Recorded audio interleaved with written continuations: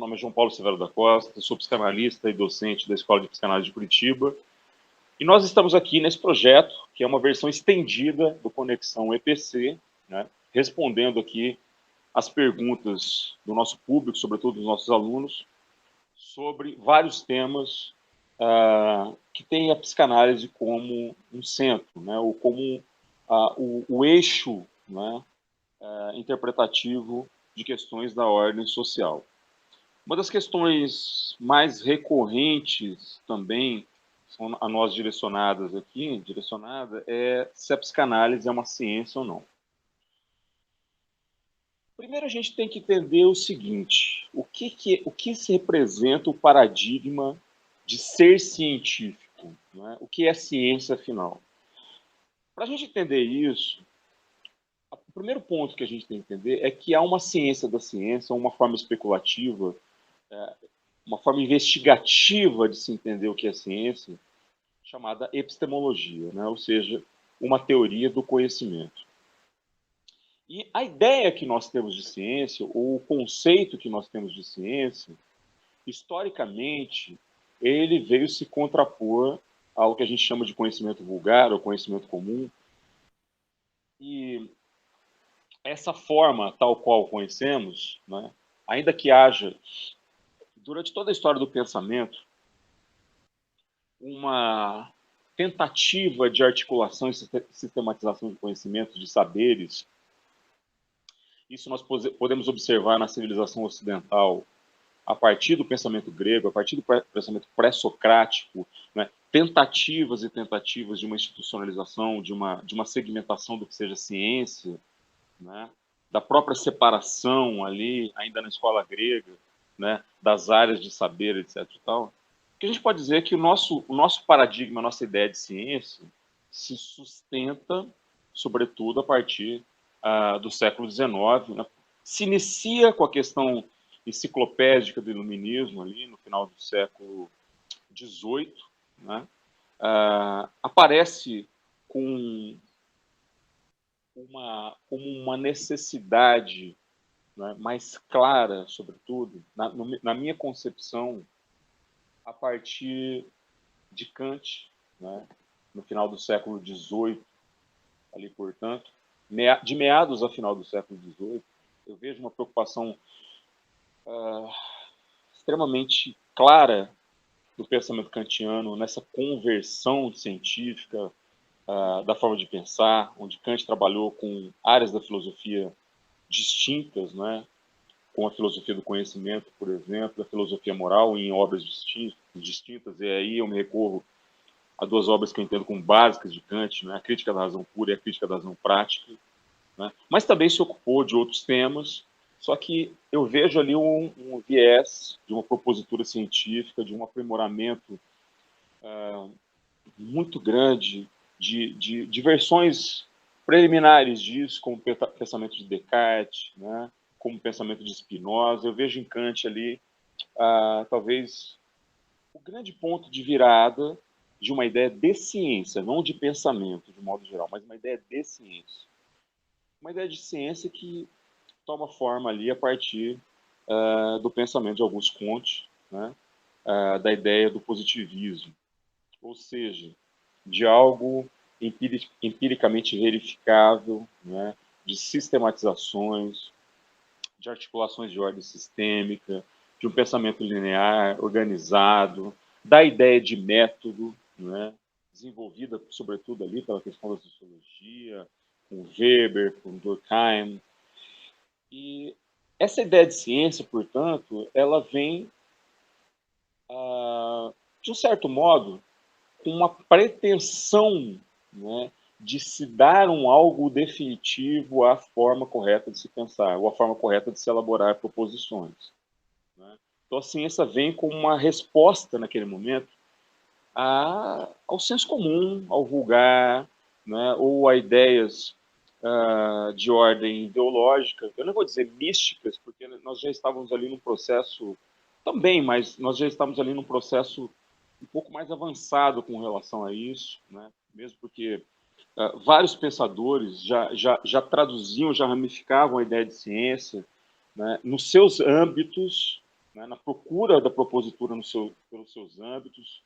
Isso eu poderia citar Voltaire, eu poderia citar Diderot, eu poderia citar Rousseau, né, Locke, Hume, enfim. A filosofia ainda dando essas orientações, né, dando essas formas que capilarizadas chegariam a um ponto, né, de uma ideia de pureza metodológica que a gente chama de ciência. E a ideia do positivismo era se instaurar, evidentemente que todo movimento é assim, mas o positivismo a gente vê, dada a influência disso até hoje, né, nós já estamos aí numa era da modernidade líquida e possivelmente essas formas de saber, ou essa forma de saber, já seja muito mais relativizada hoje do que era 100 anos atrás, mas a ideia de um positivismo, que também foi alvo de críticas, evidentemente, mas essa ideia do positivismo ela ainda está muito arraigada. Né?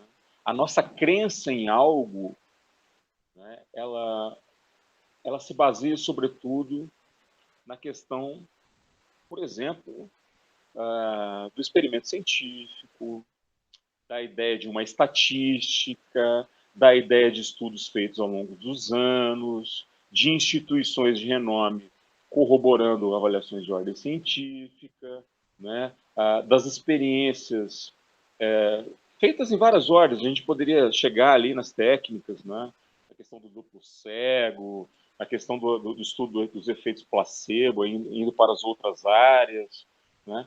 Sobretudo aí nos últimos 50 anos, com uma ideia, né, falando da área psi, da ideia da própria evolução tecnológica incidindo, né, na mudança de uma perspectiva da neurologia, né, chegando na neurociência de um modo geral, estudando ali a neuroanatomia, na neurofisiologia, enfim, numa tentativa de explicação, digamos assim, racionalizante de um processo. Né? Então, essa tentativa, ela é baseada numa ideia simples, né? Causa, efeito e verificabilidade. Né? Então, o link, a ligação, o nexo de causalidade que se instaura entre um evento, a causa desse evento e a possibilidade de verificação desse evento. Basicamente falando, é essa a ideia de uma estruturação dogmática de ciência. Né? Se eu posso verificar, é porque... Se eu posso verificar e a repetição disso se dá, né, numa certa e determinada frequência, então eu posso tratar aquele fato ou aquela situação como sendo uma verdade. Né? Não irrefutável, porque isso contrariaria o próprio princípio de ciência. Né? A ciência ela possui a dinâmica da refutabilidade constante.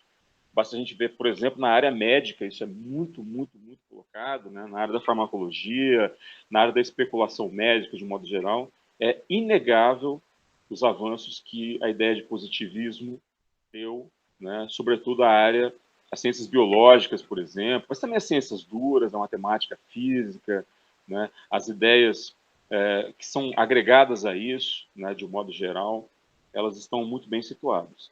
Só que a psicanálise, ela trabalha com uma outra questão. A psicanálise trabalha com aquilo que a priori não é verificável. Né? Eu não posso verificar o complexo de Édipo dentro de uma ideia de uma estrutura neuroanatômica. Né? Eu não tenho explicações para o inconsciente de uma ideia de uma anatomia cerebral. Eu não tenho uma explicação científica para a separação entre self, né, e eu dentro desse mesmo olhar. Eu não posso trabalhar com uma ideia das tópicas freudianas, né, do id, do ego, do superego, do inconsciente, do pré-consciente, do consciente, dentro desse ponto. Eu percebo, nos dias atuais, uma preocupação, sobretudo em áreas como a neuropsicanálise, por exemplo, né, com pensadores como Antônio Damasio, como Oliver Sacks, e assim por diante, tentando aplicar a ideia de ciência à psicanálise, né, tentando observar, por exemplo, questões das funções ou das dimensões elétricas, né, da atividade cerebral, fazendo uma correspondência com tópicos como o inconsciente, etc. Só que do ponto de vista de um conceito de ciência, né, eu não observo a psicanálise como um integrante de um processo, né, em que isso seja visto de uma forma estrita. O que isso é? Estrito senso. O que eu quero dizer? Dentro de um paradigma positivista estrito, a psicanálise jamais poderia ser enquadrada como ciência dentro dessa perspectiva por um aspecto muito simples, pelo grau de verificabilidade nos moldes positivistas, ou seja, da observação da causa e efeito dentro de uma ideia de uma lógica linear, racional e verificável. Né? É claro que eu posso verificar os efeitos, né, claros de uma análise no que diz respeito aos benefícios colhidos disso, né?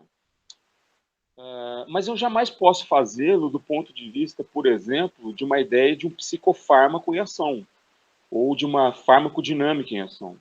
Né? Porque na farmacodinâmica, num antidepressivo, num ansiolítico, eu posso observar as reações orgânicas, químico-orgânicas a isso. E na psicanálise eu não posso.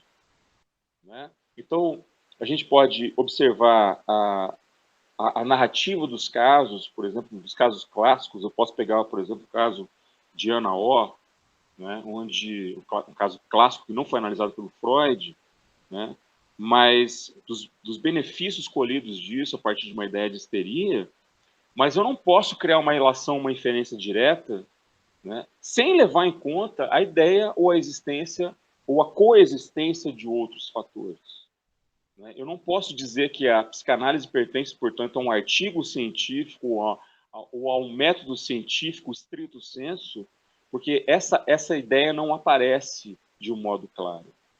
Por quê? Porque, basicamente falando, nós estamos nos colocando aqui da perspectiva de uma metodologia única, né, que é a associação livre, onde acontece o momento transferencial, onde deve acontecer o momento transferencial.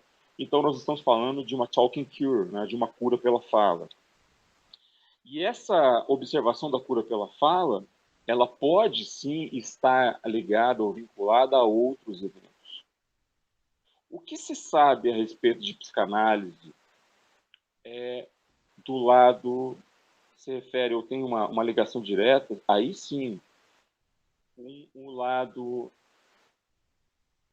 de uma evolução, isso visto do ponto de vista prático, de uma evolução clara e sistêmica, né, dos indivíduos que são colocados sob o olhar da análise, né, sob a clínica analítica. E isso parte não de uma crença pessoal, ou isso também não parte de uma especulação ou de uma certa dose de misticismo, né? Mas basta nós observarmos ao longo dos anos, né? Não apenas narrativa, na casuística clássica que nós conhecemos, o Homem dos Lobos, etc. E tal, mas nós na qualidade de analista e nós na qualidade de analisandos. Né? Então, não é por acaso que a psicanálise não só não se desconstituiu, não se descarrilou, enquanto um método de prospecção do inconsciente, da melhora do indivíduo, de um quadro geral, não é por acaso que isso aconteceu ao longo dos últimos 100 anos, mas é sobretudo pela nossa observação de ordem comunitária. Né? Eu penso que a psicanálise é uma forma de retomada, né, daquilo que é intomável. Se eu estou trabalhando com um sujeito cindido, se eu estou trabalhando com um sujeito clivado, se eu estou trabalhando com uma ideia de inconsciente, essa ideia, né, por si só, ela já é algo de uma propositura que extrapola a ideia de uma mediação científica. Vejam bem vocês. Se nós trabalharmos, por exemplo, com a ideia simples de física, a ciência mater por excelência, a ideia de física pré-einsteiniana e pós-einsteiniana, nós temos ali uma mudança substancial em vários paradigmas de ordem física, da física. E nós estamos falando de algo que aparece depois da psicanálise. Né? Porque a psicanálise, nós podemos dizer que a pedra fundacional dela nunca foi objeto de uma mudança. As regras fundamentais nunca foram objeto de uma mudança. Formas derivadas da psicanálise, formas alternativas, né? Formas, pessoas que vieram do meio psicanalítico e modificaram isso, como Jung, por exemplo, né? Como Karl Abraham, como vários outros pensadores, como vários outros psicanalistas, abriram essa possibilidade, Viktor Frankl, etc. E tal, mas as regras fundamentais no que diz respeito à psicanálise em si estão lá, né? Então, a não revisão dessas regras fundamentais já representa um ponto distintivo da ideia de psicanálise, né? E da própria ideia da estrutura psicanalítica como meio de saber, e não como um algo dado a um formato científico ou acadêmico-científico, né? Por exemplo, a própria ideia de análise leiga é uma ideia freudiana que permanece até hoje. Não existe uma formação acadêmica em psicanálise, não existe uma formação acadêmica em psicanálise. O que existe é uma ideia, né, de um conhecimento e de um agregado de conhecimento sustentado no tripé básico que nós conhecemos, né? Então, essa ideia permanece como algo mais consistente e durável do que uma quantidade considerável de postulados científicos que nos últimos 100 anos, ou 120 anos, foram abaixo. E a psicanálise continua se mantendo dentro dessas regras ou desse eixo fundamental. Então, para além de uma discussão se a psicanálise é uma ciência ou não, porque isso também toma uma conotação diferente, né? Se a gente diz que isso é uma pseudociência, por exemplo, isso é obviamente absorvido pela cultura popular como algo que não tenha um caráter sério de pensamento, né? Então, que isso seja meramente lúdico, ou meramente recreativo, ou meramente artístico, né? E os resultados da psicanálise estão aí para a observação das pessoas de modo geral, né? E ainda que não fossem, né, as mensurações subjetivas do efeito da psicanálise em nós, psicanalistas, e nas pessoas que perpetuam essa ideia de uma construção a partir do divã, elas estão aí presentes e elas são objeto, até hoje, de uma preocupação, quem diria, da própria ciência, como eu citei agora, né? Se a ciência se preocupa tanto em desconstruir a psicanálise, nós temos um movimento que também se preocupa em dar validação científica, e nada disso faz da psicanálise pior ou melhor. Simplesmente a psicanálise anda num percurso próprio, simplesmente a psicanálise anda numa seara própria, num caminho próprio. Eu acho que é justamente isso que torna a psicanálise, né, um algo distinto, um algo sui generis dentro da ideia de uma construção do saber. A psicanálise não é filosofia, mas a psicanálise também não é medicina, a psicanálise também não é psicologia, né? A psicanálise é psicanálise. Eu falo isso do ponto de vista aqui mais isento possível de paixões, né? A psicanálise tem problemas, a psicanálise tem dificuldades, a psicanálise ela necessita constantemente, né? E eu vejo essa carência de um modo geral. A psicanálise ela necessita ainda mais de pensadores que tragam inovações, novas formas de abordagem, novas formas de pensar. A psicanálise precisa se desapegar de certos postulados que foram colocados, até mesmo por Freud, né? Conceitos, por exemplo, sobre a questão da sexualidade feminina, que precisam avançar nesse sentido, né? Precisam ser repensados, mas as bases fundamentais da psicanálise continuam. O pensar psicanalítico continua produzindo efeitos na ordem do bem-estar, né? Isso é apenas uma questão de observação.